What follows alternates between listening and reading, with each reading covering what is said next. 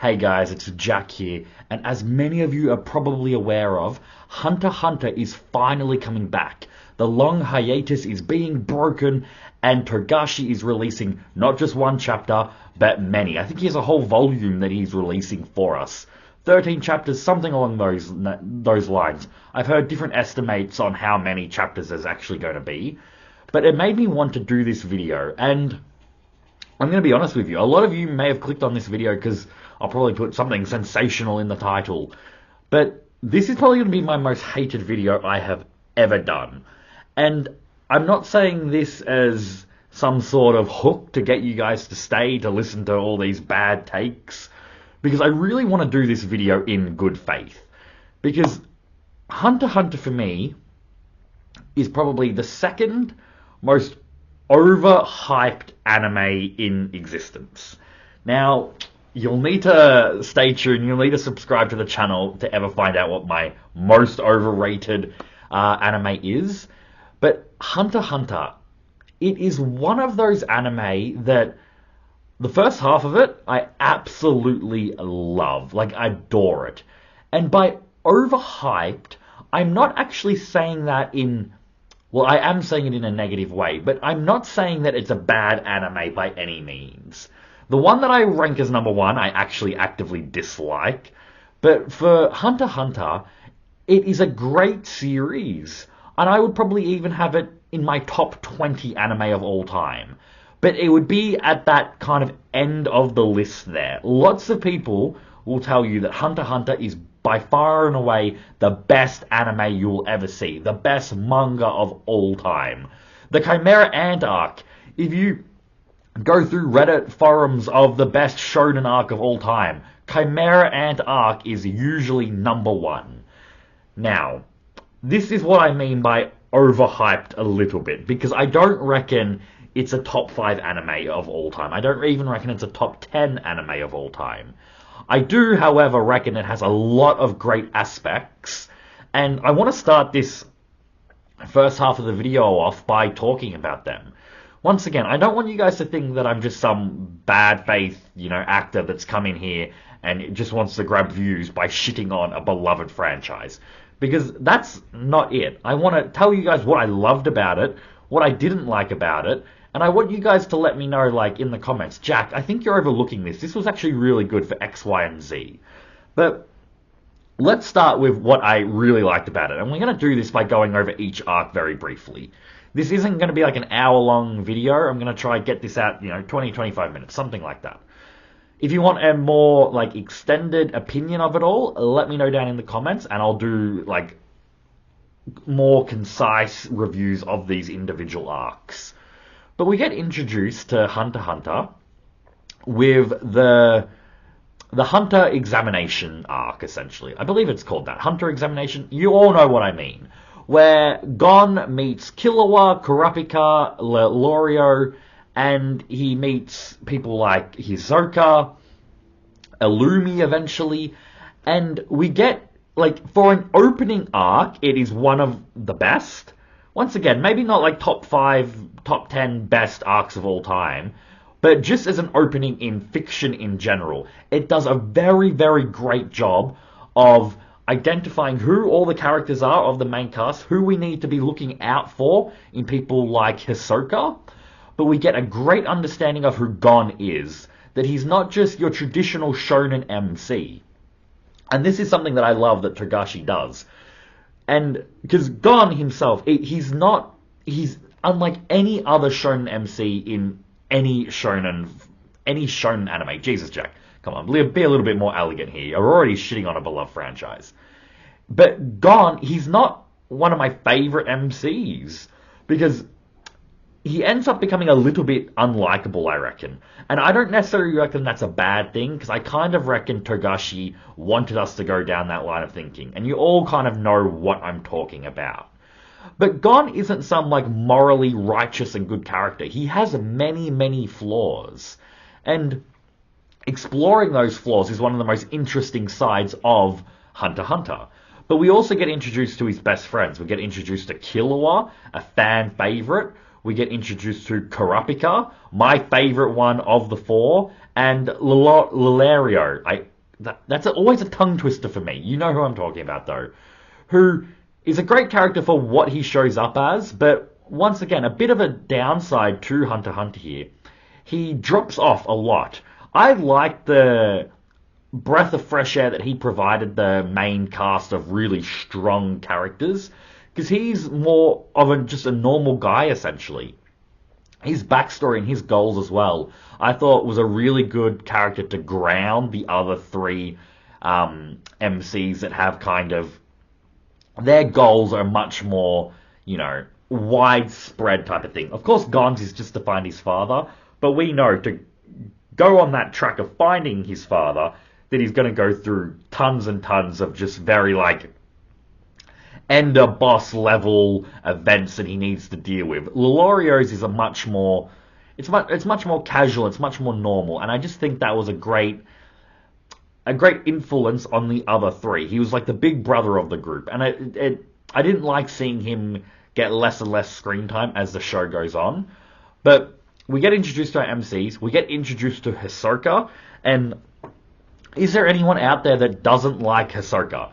Because Togashi did a really good job with his introduction as well, and just a real, probably the best character in the series in my mind, at least in terms of captivating. Like, whenever he's on screen, you're like, oh my god, I can't look away. What is Hisoka going to do next? So probably my favorite character in... No, you know what? Let's rewind there a little bit. Second favorite character, because my favorite character of the group, he is my favorite character of the group, but the favorite character of the series would probably be Kurapika. I think he has just the most interesting backstory, the most interesting goal, and he's set out to be the most likable of the four main friends. So he would be my favorite, but Hisoka would be a close second. Illumi as well would actually be up there too. But we get introduced to the bad guys, we get a good idea of who Gon is, and it's a great introduction to the series. Easily an 8 out of 10 arc that we get introduced there. Then we get introduced to the Zoldyck family, and we get introduced through them through the Zoldyck arc. And the Zoldyck arc, I reckon, is probably a bit of a lesser arc, in my opinion, than the Hunter exam arc. But I don't reckon that's too much of an insult to it, because we're focusing on a much more selected group of characters. It's also less long, and it's less ambitious with what the first arc was trying to achieve. So it makes sense that it's a little bit more mellow and a little bit less in your face, great, well, oh my god, look at all these people I'm seeing.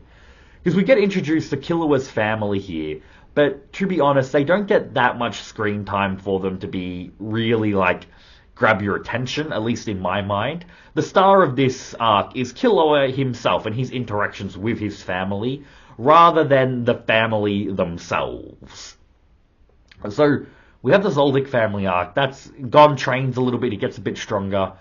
But then, we move on to probably...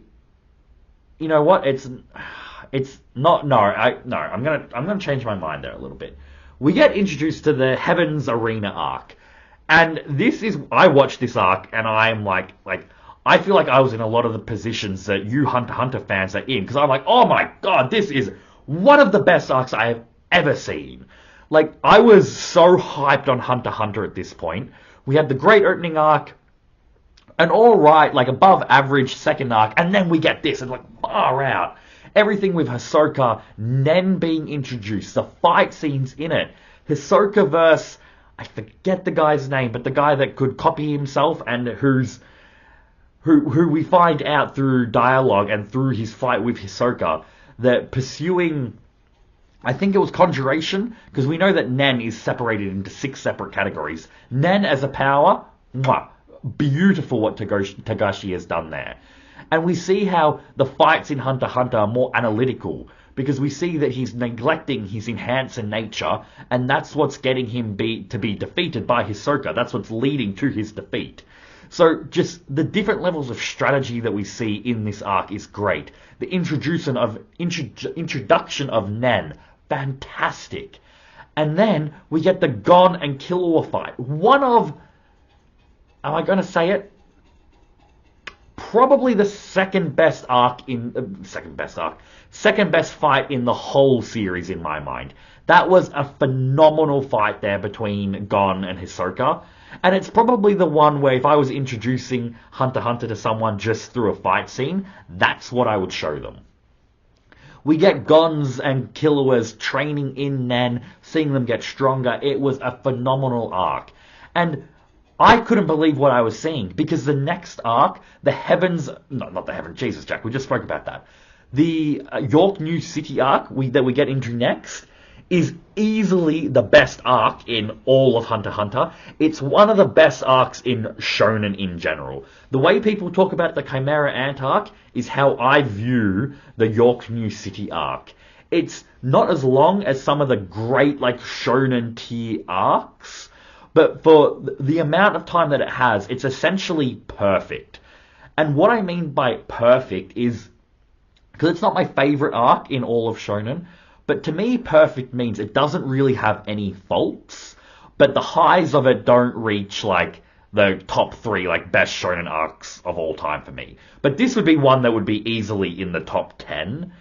A good example of another classification that I call perfect in anime, Full Metal Alchemist Brotherhood. To me, that's a perfect anime in the sense that there's essentially no faults for it. You just sit along, you watch it, and you just enjoy the ride. But like something like One Piece, the highs in that are so high that it's like my favorite anime. But there's a lot more faults in it than there is with something like Full Metal Alchemist Brotherhood. Same is true of this arc here, the York New City arc. Literally, in my mind, no faults. We get Kurapika's kind of the main one we follow. He's kind of the protagonist we've got in this arc, but he's the one that you really kind of zoning in on. We see his introduction with the Phantom Troop, who we're going to get into, but we see him, they're not so much allies, but form a new group of the mercenaries that are protecting the auction and all that.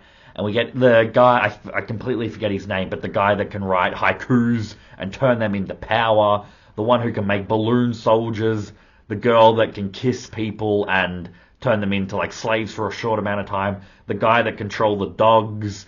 Like, we get introduced to all these new Nen abilities, and I'm just sitting here loving it, loving the power system that Togashi has created here.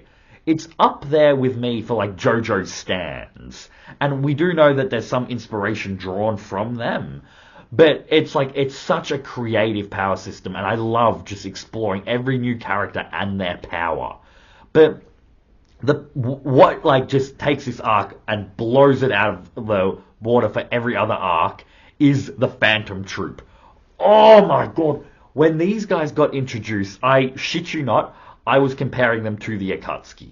That's how much I was loving them in this arc. We get Crollo, the enigmatic, charismatic leader of them. We get Hisoka in it. We get characters like Uvogin and Nobunaga. And just a slew of other great characters. Shalnark, I believe his name is. Phaeton. Like, these were great characters, and I immediately was drawn into them.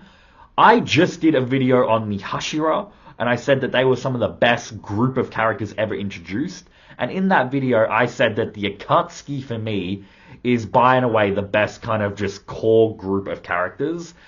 How intimidating and threatening they were to the series was like unmatched. When the Phantom Troop got introduced, to me, they were, like, I was getting the same feelings as the Akatsuki. But they also had, like, these familiar bonds with each other, which the Akatsuki just didn't have. And I'm sitting here watching this being like, oh, like, I'm questioning my whole existence. Because I'm like, are these guys going to be better than the Akatsuki? Have I just seen the new best group in anime? And unfortunately, they fall off a little bit. I don't really get how you could, in good faith, argue against me on that. They do fall off in my mind. And we'll touch on when that happens. But we get Uvogin and Kurapika's fight, which I reckon is probably the best fight in the series. And I know a lot of you are like Jack, the two best fights. You haven't even included anything from the Chimera Ant arc. How have you not included Netero and Meruem? We'll get into that. But they're my two favorite fights in the series. And this is where, like, once again, I'm trying to put you guys in my shoes with how I was feeling at this time in Hunter x Hunter. I had just seen an amazing, like, 8.5, 8.8, like, 9, like, level arc in the Heaven's Arena arc. And then we get the York New City arc that was close to a 10 out of 10 arc. Like, I was thinking that, like, this is going to be one of my top 10 favorite anime. This might even crack the top 5. Like, this is phenomenal. Then we get Greed Island, and once again, I'm not going to do a deep dive into this arc. I've seen a lot of people not like this arc. It's probably the arc that people like the least, if not this, the Chairman selection arc. But for me, I think I liked it more than like the average person. But it was such a drop off from the nearly 10 out of 10 arc that we just got on. This was like a, 6.3, something along those lines. It was very kind of just there. It wasn't anything like super exciting. The best thing in it was, what's his name? The dodgeball guy. I'm completely blanking on his name. I know you guys will remind... Razor, there we go, Razor. He was really good. Like, I loved his introduction. I loved seeing the Phantom Troop in this arc trying to reverse the curse on Crollo. Like, that was great, that little arc there. Genthru, the villain of this arc, I didn't hate as much as a lot of people, but he was a little bit lacking. Gon was also starting to show more of a, like, come on, I'm not really, you're being a bit of a dick here, like, you're not a dick, that's not the right word. You're not inspiring me, you're not being as charismatic as other shonen MC. And once again, that's not Gon's character. If I'm complaining about Gon's character in this video, I'm not complaining about it in the sense of he wasn't well written, because I reckon he was phenomenally written. It's more to do with the fact that he just wasn't very enjoyable to watch. And once again, he was kind of meant to be that way. We weren't supposed to... Like, to me, Killua and Kurapika and Leorio were the ones that you were really supposed to get behind. Gon was very... He was the type of character that you just couldn't really relate to that much. Therefore, it made him a little bit less enjoyable to watch. And that's fully... Like, you get the full effects of that in Greed Island, in my mind. But we wrap that up, and, it's a bit of a letdown from the previous two arcs before this. And then we get the Chimera Ant arc. And this arc, like I said in the intro here, lots of people's favourite arc in all of anime. And I just don't see it. I don't know if there's anything like wrong with me, but I just didn't like it all that much. I don't know because I've only watched it once. I don't know if I go back and watch it, if I would have a different perspective. And, if I get enough of you guys telling me the reasons why you like this arc, why it's so good, and why I'm just, like, not understanding it, I will kind of go back and re-watch it. But, like, I didn't enjoy it at all, really. And let's kind of... Because I was questioning making, rather than a whole thing on Hunter x Hunter, just the Chimera Ant arc here. I think regardless of your guys' opinions, one person could watch this. I think I still might make that in the future. But I didn't like it, and I didn't like it for a few different reasons. One, I didn't like the Chimera Ants themselves, like, as characters. Their powers were unique, but the actual characters I wasn't investing in whatsoever. I don't know if it was because there were so many of them and Togashi kind of spread them too thin, and he tried to kind of spread them too thin, tried to make us like all of them, and I ended up liking none of them. But the same is true for the what are they called? The three Chimera Ant bosses below Meruem. I'm completely blanking on... They had a title, did they not? But like the commanders, essentially. The Yonko commanders, if we want to take One Piece terms here. I didn't really like any of them. I thought Pito was probably the most interesting out of them all, probably the best design. I didn't like I can't even remember his name. The guy, the blonde-haired guy with the antennas. I'm completely even blanking on his name. I didn't like him at all. I found him a very irritating character. I didn't particularly like his powers either. Yuppie, I believe I'm saying that right. The red one that could like use rage to power himself up. I thought his aspect of not just being a total musclehead was kind of interesting, going against the mold Togashi was doing there, and I quite liked that aspect of it. But like their blind loyalty to Meruem was just like meh. Their personalities were just meh. Their their character designs, like Pito looked cool, but other than that, like I didn't particularly find the other two all that compelling. Their powers themselves, I thought were more on the worst end of the spectrum for Nen abilities. Like I just didn't like their power all that much. Once again, the grunts of the Chimera Ants, I didn't like it all really. This is where we get great writing from Gon and his relationship with Killua and Gon wanting revenge. Like great writing there. Probably the best bit of the arc. But once again, a very Gon being very not enjoyable to watch. Killua actually trying to bring Gon back probably would have been my favorite part of the arc. But we get introduced to what's his name? And we're back. Jesus, Jack, how could you not remember Kite's name? Like, come on, it's not that difficult. His was enjoyable. Like his introduction, his character design was cool, and his powers were excellent. But once again, he wasn't in the manga. If you guys haven't read the manga, he was introduced in chapter 1. So you had the prior relationship with Gon. But in the anime, he was just introduced, and then he died. And it's kind of like, why, like as an audience watching it, because I watched the anime before I read the manga, it's kind of like, I don't really care. Like, why is Gon being so upset over this? It made Gon seem quite childish in a lot of ways. Once again, this isn't Togashi's fault, this is more the anime's fault, because there needed to be a prior relationship there installed, because he was just a guy that showed up and died, and it kind of just affected Gon's character for the remaining of the series and the remaining of the arc, and it just was unenjoyable for me. Once again, Kite himself in a superficial level, very cool, liked his powers. I liked I'm forgetting their names. The guy that could control the smoke and the guy that could teleport into like those hotel dimensions and their subordinates. They were cool. Their powers were cool. I never really invested in Moro, I believe his name is, the smoke guy, something along those. Moro, I think.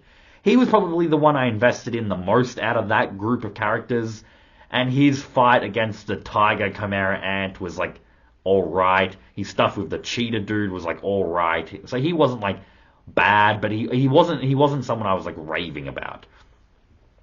But you know, Jack, I've been talking in circles here, avoiding the main subject of why everyone loves this arc. And it is Meruem and his relationship with Tomagi.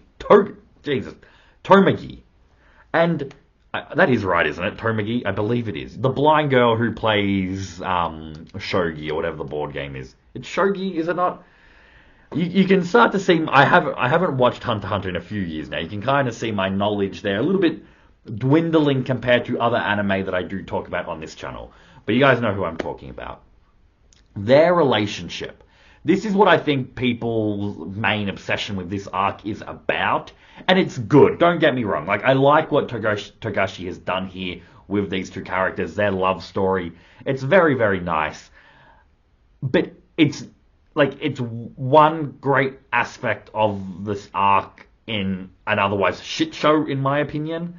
And it's like even then, Tomagi herself was a great character. I liked her a lot more than I liked Meruem. Like, I don't know if that's blasphemous to say, but I found Meruem to be like the side of him being essentially a child and being so powerful, and the psychology behind that is interesting. But there was nothing about his character that made me kind of be invested in him. And Meruem is essentially the big bad of Hunter x Hunter.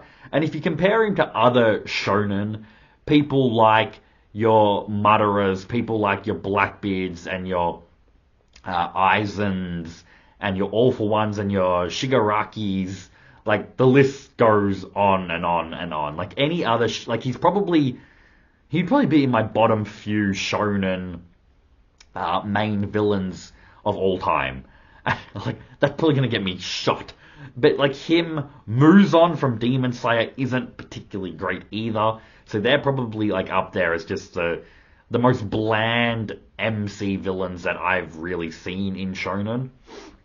I don't like I don't really understand why people love him so much. Like I didn't find he's like he could devour people and like gain their powers and everything, but it's like he was just going around using like brute force. It wasn't like he was whipping out any like special nen abilities.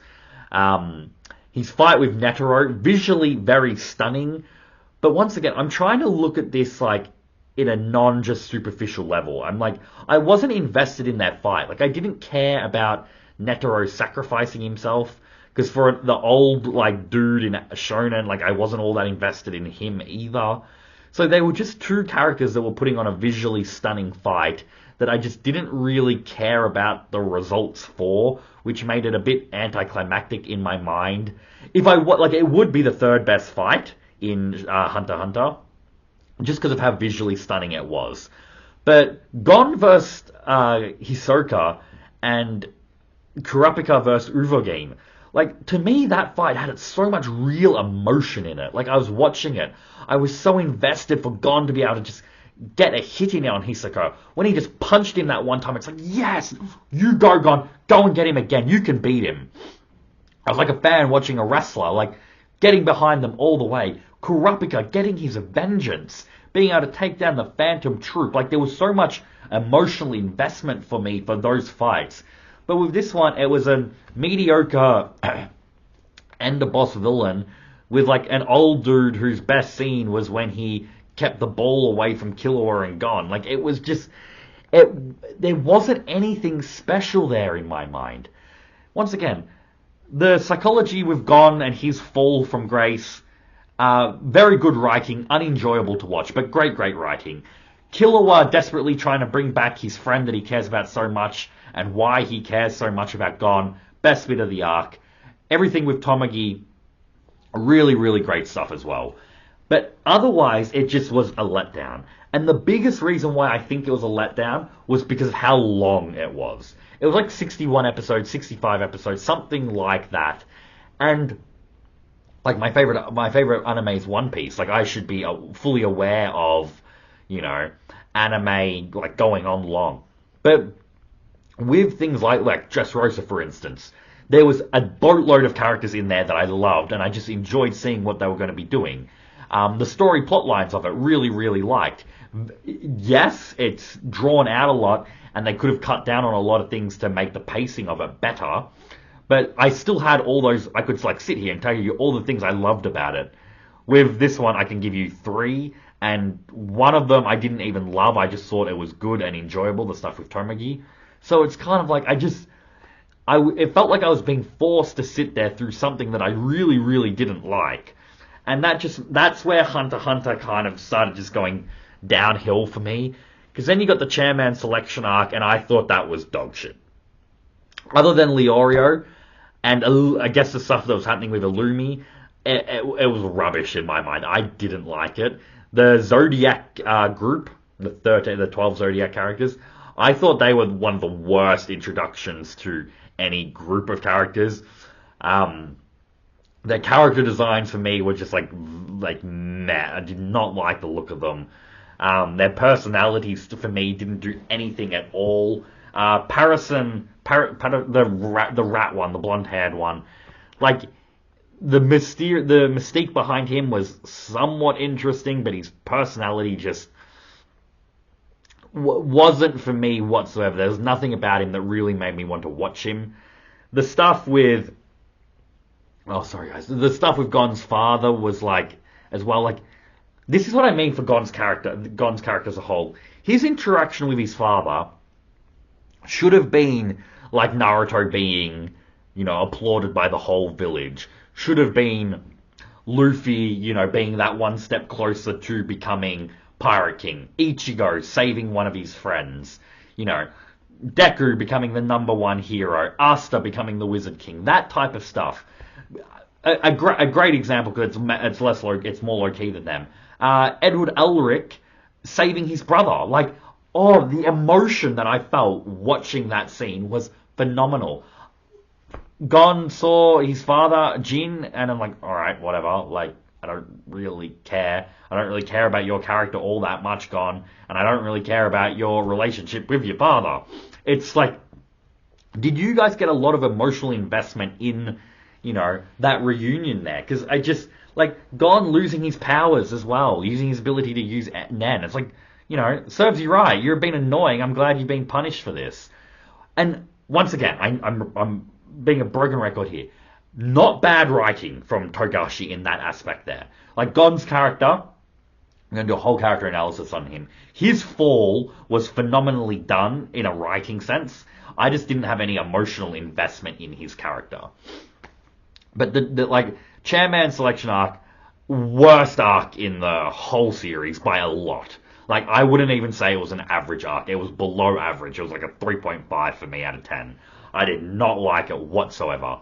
And I've never watched an anime of such two halves before, where the first half was like, oh my god, best thing I've ever seen. The second arc, like, if I just rank the second half of this series as a whole, 6 out of 10, 5.7, 5.8. Like, I did not like it whatsoever.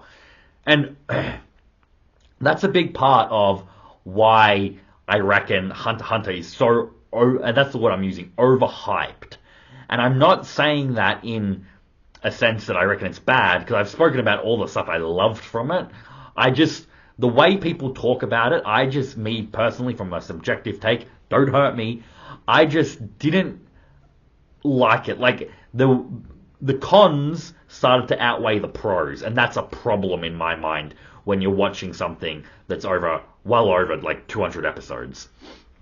When something's that long, you can't be disliking more than half of it. Once again, totally subjective. Just, it wasn't for me.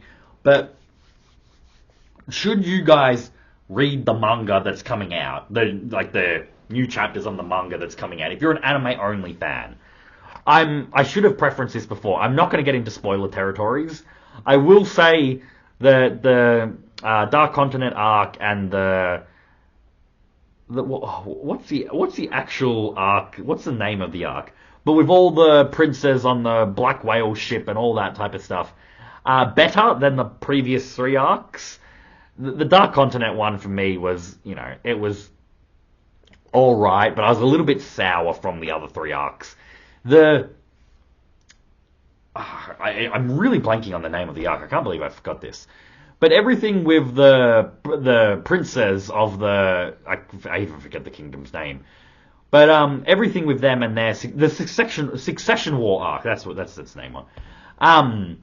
The Succession War arc. The characters there introduced, I thought, were Togashi making up for the poor Zodiac characters, the poor Chimera ants that we got introduced to, because a lot of them are super, super interesting, and I love the power sets that we do get from some of these characters and how they all coexist and interact with each other. I reckon, and the plotline of it all, like, probably the best plotline in Hunter x Hunter so far. I don't know if I talked over myself, so forgive me if I'm just repeating myself here. But it's not going to be spoilers. We're not going to get into the manga arcs. This video, like, a part of this video is, should you guys start picking up Hunter x Hunter if you're an avid fan of Hunter x Hunter and only have watched the anime? It's a hard thing to say because we're going to get into some touchy ground here. I would say yes, if you loved all of the anime, like every arc, then pick up the manga if you guys are manga fans, because you like it. I would gather your expectations, though. I'm trying to say this in a non kind of like insulting way. The art of the manga is not very good compared to other manga that you guys will read. Now, this isn't Togashi's fault, because we know all the health difficulties that he's faced. This is why, like, please, if you take away anything from this video, don't think that I'm shitting on his art style, like, oh, terrible draw, anything like that. I understand his issues that he's had and why that has limited his drawing ability. It's still something you have to keep in mind, though, because I found it difficult to get through. Like, through the art style, it was very, very jarring and very non-appealing to look at, I guess you could say. The other big downside to the manga, and this... oh, Jesus, Jack. I'm sorry, guys. The other big downside to it, in my mind, you guys might have different takes on this. It's very exposition heavy, though. Lots of reading, and it kind of ends up being more of a light novel than it does a manga. For the longest time, I kind of thought Togashi should just finish the series off as a light novel. Sorry, rather than a manga, because a lot of it is just massive speech bubbles that you need to read.